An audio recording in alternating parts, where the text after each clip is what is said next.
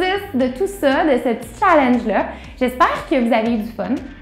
Il nous reste encore du contenu, là, mais j'espère que vous avez eu du fun, j'espère que vous avez appris, j'espère que ça vous a au moins donné une petite étincelle ou une grosse pour faire votre formation, pour vraiment mettre sur papier, mettre en idée, concrètement, faire votre formation puis la mettre en ligne. J'espère. On espère avoir été le petit coup de pied que vous aviez besoin. Sur ce, le vif du sujet aujourd'hui, pour bien terminer, là, votre formation est construite, est en ligne, vous avez fait de la publicité, les inscriptions, ça va bien. Et là, on se transporte dans le temps. Dans quelques mois, dans quelques années, votre formation est encore là, est encore disponible, mais le temps a passé, l'engouement des inscriptions au début, c'est plus ce que c'était, vous avez sorti d'autres formations à travers, mais vous savez que ce contenu-là, que cette formation-là, la première que vous avez faite, la deuxième, la cinquième, peu importe, vous savez qu'elle est encore bonne. Le contenu est encore concret, le contenu est encore pertinent, il y a encore quelque chose que les gens peuvent apprendre et vous voulez juste lui donner un petit coup de pouce supplémentaire pour la faire bien vivre, pour la faire bien rayonner après quelques mois de lancement. Formation en ligne, c'est comme un couple, il faut raviver la flamme des fois. Sinon, la fille se tanne puis elle vous laisse. Ceci étant dit, en fait, des petites idées pour vous aider à redonner un petit coup de souffle à votre relation avec votre formation. Regardez un peu pour offrir, que ce soit un extrait ou que ce soit un cadeau gratuit, un bonus. On a parlé un peu de rajouter des questionnaires, de rajouter des cheat sheets, de rajouter des e-books, des choses comme ça, des challenges, des webinaires, peu importe, de venir greffer du contenu à travers votre formation. Regardez ce qui pogne le plus. Regardez ce qui fait que les gens repartagent votre formation, qui disent « Ah, c'est donc bien fun, ah, ça c'est donc bien utile, ah, ça j'ai vraiment appris, blablabla, blablabla, blablabla. » Regardez vraiment l'aspect, que ce soit le module, que ce soit le contenu, que ce soit le petit cadeau qui ressort beaucoup. Puis pas besoin de le donner au complet. Hein. On va se dire, ben là, je ne le donnerai pas au complet, c'est la meilleure affaire de ma formation, les gens après ne suivront pas. Donnez la moitié, donnez un extrait, inspirez-vous de ça pour créer un autre petit produit, mais gardez vraiment en tête, écoutez votre monde, écoutez vos étudiants, écoutez votre public, qu'est-ce qui ressort, les gens qui l'ont bêta-testé, qu'est-ce qui ressort, puis comment est-ce que vous pourriez l'utiliser, ça, cette petite parcelle de contenu-là, pour montrer à quel point c'est hot, puis pour montrer à quel point ça vaut la peine. Une chose qu'il faut savoir, c'est que au final, il y a juste vous qui connaissez la durée de vie de votre formation et depuis combien de temps elle est là. Donc, si vous faites bien cette étape-là, très souvent, c'est un cycle qui va revenir. Donc, le buzz que vous aviez au début, au lancement, pourquoi est-ce que ça a marché? Est-ce que c'est quelque chose, une stratégie que vous pouvez réutiliser? Puis l'implanter, exemple, à tous les 6 mois, à tous les ans. Parce que dans le fond, votre client qui l'a acheté, bon, il connaît déjà votre contenu, mais il y a beaucoup de personnes qui n'ont jamais été exposées à votre formation. Donc, c'est des cycles, des patterns que je vais appeler, qui peuvent être facilement récupérables. Puis de là, bon, ben, justement, si on va dans une optique, on en donne un petit peu, essayer de segmenter puis de toujours en donner un petit peu plus. Ou sinon, bon, ben, c'est simplement de dire, bon, ben, quelles ont été les étapes que j'ai utilisées à ma première mise en ligne, à la deuxième repousse du projet, relance du projet, exactement. Est-ce que ça a fonctionné? Bon, mais justement, on a essayé d'en donner, ça n'a pas marché. D'en donner plus. Qu'est-ce que je peux greffer dans le fond? Est-ce que je peux bonifier mon contenu, tout simplement? Puis de là, le remettre à jour un petit peu. Donc, il y a différentes façons, mais n'oubliez jamais cet aspect-là. C'est pas parce que vous savez qu'elle a 3 ans qu'aux yeux d'une personne, c'est pas une formation qui est nouvelle. Elle est toujours utile. Tu sais, si vous avez bien fait votre travail, si vous avez bien utilisé les checklists, que vous avez vraiment bien synthétisé tout ça, il n'y a pas de raison pour que dans 3 ans, elle ne soit pas aussi utile. Puis, pour faire du surf sur ce que tu viens de dire, si vous vous rendez compte que crime, il y a un module que, OK, je disais des affaires, mais là, admettons, je faisais une formation sur Instagram, mais là, Instagram a ajouté des nouvelles fonctionnalités, ou il y a des nouvelles choses, bien, faites une réédition.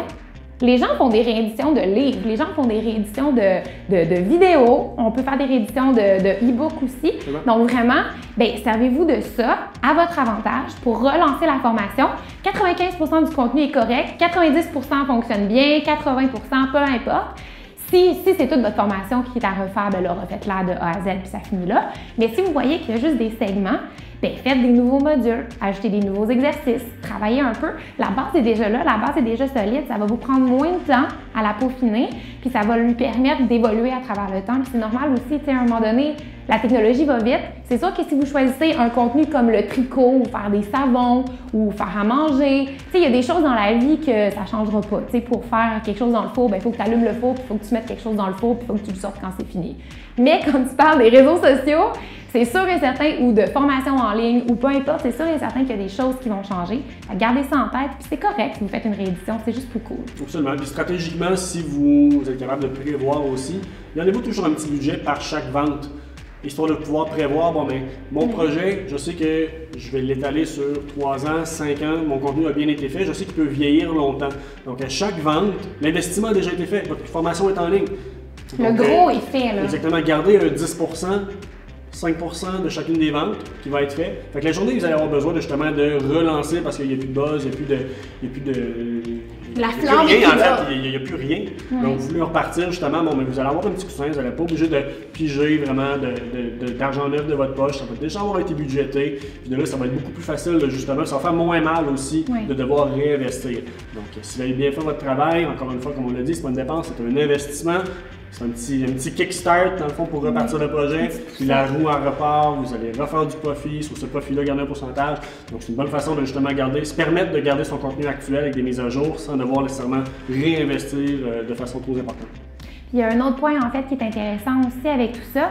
Tu sais, je vous le dis, on vous le dit souvent depuis le début du challenge, d'écouter ce que les gens vous disent. D'écouter les gens ce qu'ils vous disent avant la formation, pendant la formation. Écoutez-les après aussi. Écoutez les questions qui sont sorties. Est-ce que les gens vous posent des questions techniques à savoir comment est-ce que je peux visionner la vidéo? Est-ce que je peux la visionner sur tablette? Est-ce que je peux juste la visionner sur ordi, sur mobile, peu importe? Écoutez un peu les questions que les gens vont vous poser. Puis n'hésitez pas à faire comme un petit spin-off de tout ça, à faire un webinaire où est-ce que vous expliquez un peu les réponses de tout ça, à utiliser ces questions-là pour peut-être bonifier. Donc vraiment, écoutez ce que les gens vont vous dire, le feedback que vous allez avoir, puis même si c'est pas positif. Tu sais, souvent on se dit, ah ben je vais garder le positif, c'est correct, mais sauf si le négatif est vraiment pas fin, il y a toujours du constructif.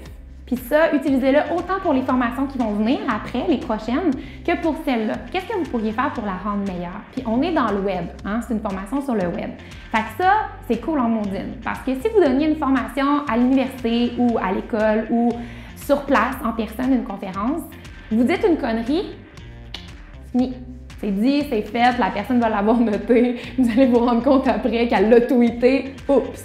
Mais c'est en ligne, fait que vous pouvez rattraper le tir, vous pouvez remettre un module de plus, vous pouvez remettre un exercice de plus, vous pouvez rééditer votre formation. Donc, n'hésitez pas à l'écouter pour vrai, ça peut redonner un second souffle vraiment, puis un troisième, puis un quatrième, puis un cinquième. Puis un point que tu l'as mentionné, on est sur le web. Si certains d'entre vous, présentement, donnent beaucoup de formations en salle, en conférence, avec du contenu physique de formation, le web a un gros avantage. Si, comme Catherine l'a dit, il y a une mise à jour qui doit être faite, vous avez dit quelque chose qui n'est plus nécessairement véridique, tout le contenu formatif que vous avez imprimé, que vous avez produit, qui est malheureusement plus utile, c'est 100% de la perte. Alors que sur une formation en ligne, ou une formation hybride, encore, donnez-la encore en salle, mais les supports sont tous sur le web. Par l'entremise d'exemple de Didac dans la section contenu, on peut très bien le faire.